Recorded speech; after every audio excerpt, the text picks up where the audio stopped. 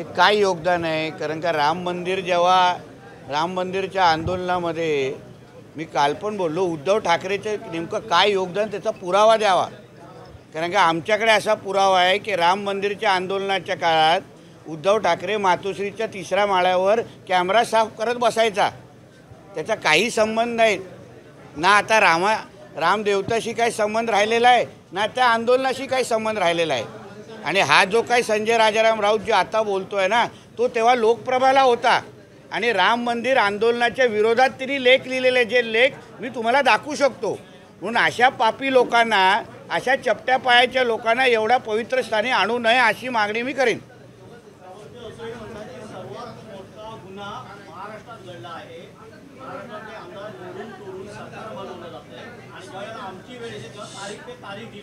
म्हणजे स्वतःचा मालक नालायक आहे हे सांगणार नाही.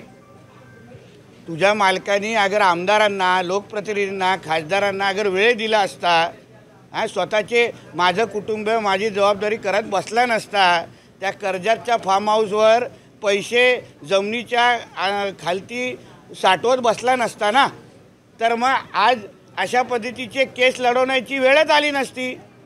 म्हणून अन्य आमदारांवर, अन्य लोकांवर टीका करण्यापेक्षा तुझा मालक नालायक आहे हे कधीतरी हो बोल आणि पुढे जा.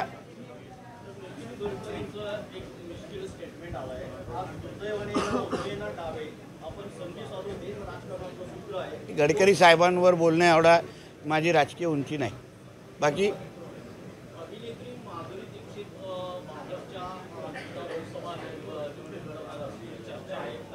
प्रदेशाध्यक्षांना विचारतो आणि तुम्हाला ती खास माहिती तुमच्या मोबाईलवर पाठवतो.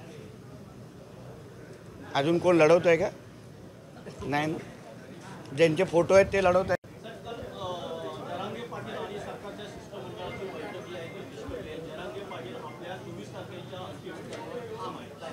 मला विश्वास आहे की 24 तारखेला जो काही अल्टिमेटम देण्याची भाषा जरांगे पाटील करतायत, जरांगे पाटील मुंबईला येणार नाहीत असा समाज बांधव म्हणून मला त्यांच्यावर विश्वास आहे.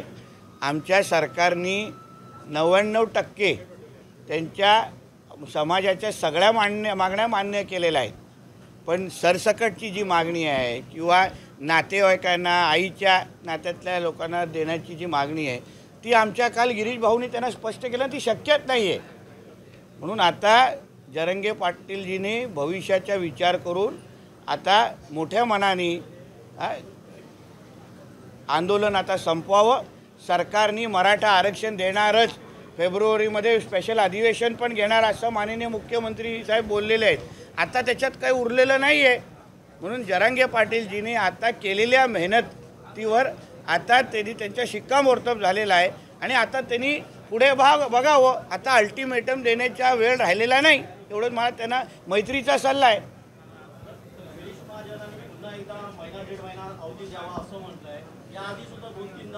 नाही, कारण का आरक्षण टिकणारं आरक्षण द्यायचं आहे. 24 तासाचं आरक्षण हवं आहे का? की सोमवारी आरक्षण दिलं आणि मंगळवारी सकाळी कोर्टामध्ये त्याला स्टे मिळाला, असं आरक्षण पाहिजे असेल तर सरकार उद्या पण देऊ शकतं. पण जसं आमचे मुख्यमंत्री, आमचे दोन्ही उपमुख्यमंत्री, पूर्ण सरकार अधिवेशनामध्ये पण आम्ही ठाम भूमिका सगळ्यांनी मांडलेली आहे की आम्हाला पिढ्यानपिढी टिकणारं मराठ्यांना आरक्षण, ते पण कुठल्याही ओबीसी समाजाला 1% न घेता, म्हणजे 27%ला हात न लावता आम्हाला मराठा समाजाला आरक्षण द्यायचं आणि मी ते देणारच. त्याच्यामध्ये काही दोन विचार नाही. म्हणून जरांगे पाटीलजींनी आता मला असं वाटतं पुढचा विचार करावा.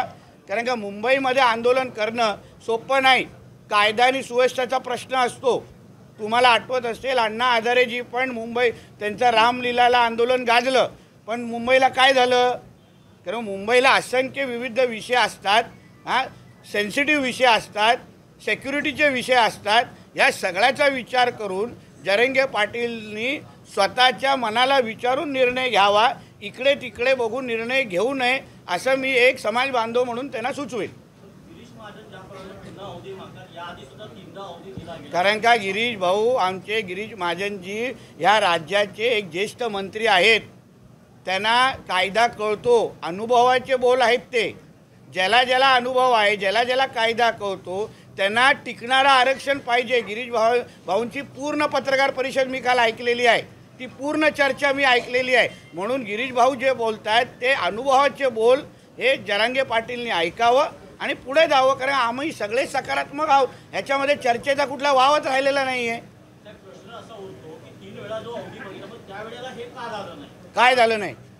जे आता गिरीश भाऊ 1.5 महिन्याचा वेळ मागतात. अरे बाबा, कारण का आपलं जी शिंदे समिती आहे ती राज्याचा दौरा करते आहे. अपवादात्मक परिस्थितीमध्ये मागासलेलापणा सिद्ध करण्यासाठी ती पूर्ण समिती राज्यभराचे दौरे काढते. आता राज्यभरात दौरे हे काय 24 तासात होणार नाहीत, 1 महिन्यात होणार नाहीत. प्रत्येक जिल्ह्यात जसं राणे समितीने काय केलेलं, प्रत्येक जिल्ह्यात गेलेले, माहिती घेतलेली की बाबा ह्या जिल्ह्यामध्ये मागासलेलेपणाचे काही पुरावे आहेत, ते पुरावे गोळा करून उद्या आपण घाई गडबडीने कुठलाही रिपोर्ट तयार केला तर उद्या कोर्टात स्टे भेटणार. म्हणून त्यासाठी वेळ हवा असतो. आम्हा लोकांना म्हणजे टाईमपास करायचा म्हणून वेळ नको आहे, पण टिकणारं आरक्षण द्यायचं आहे, पिढ्यानपिढी टिकणारं आरक्षण द्यायचं म्हणून तो वेळ मागितला जातो आहे. म्हणून मी जरांगे पाटीलजींना सांगेन की आता बस करा, तुमचे सगळ्या मागण्या मान्य केलेल्या आहेत, आम्ही सगळेजण सकारात्मक आहोत. आता मला असं वाटतं पुढे योग्य निर्णय घेऊन जल्लोष करण्याचा वेळ आलेला आहे. साहेब, 2 NDCC बँकेतील घोटाळा प्रकरणी काँग्रेसचे आमदार सुनील केदार यांना 150 कोटीचं बँक घोटाळा प्रकरणी दोषी ठरवलं आहे आणि त्यांच्यासह 6 जणांना दोषी ठरवलं. नवीन काय, कुठला काँग्रेसचा नेता आज वाचतोय तुम्ही सांगा? प्रत्येक काँग्रेसचा नेता याचा घोटाळ्यामध्ये पकडला जातोय, याचा त्याच्या घरामध्ये रोकड मिळत आहे, पैसे भेटत आहेत. आता काल पण कुठल्या तरी काँग्रेसच्या नेत्याकडे जवळपास 350 कोटीची कॅश भेटली. तर म्हणून काँग्रेसच्या बाबतीमध्ये हे आश्चर्याची बाब नाही. प्रत्येक काँग्रेसच्या नेत्याची कुंडली अगर उघडली ना तर त्याच्यामध्ये असेच भ्रष्टाचार सापडणार. मराठा आरक्षण वाद महायुतीने सुरू केला असून शब्द पूर्ण करत नसाल तर भेटायला जाता कशाला आणि शब्द देता कशाला, असं विजय वडेट्टीवार म्हणाले. विजय वडेट्टीवारनी विचार करून बोलावं. तो जेव्हा आघाडीचं सरकार होतं, 2.5 वर्ष ते महाविकास आघाडीच्या सरकारने जे ह्या आरक्षणाचे मारेकरी आहेत ना, त्यांनी आम्हाला सल्ले देण्याच्या भानगडीत पडू नये. चला आता मोबाईल ठेवू खिशात.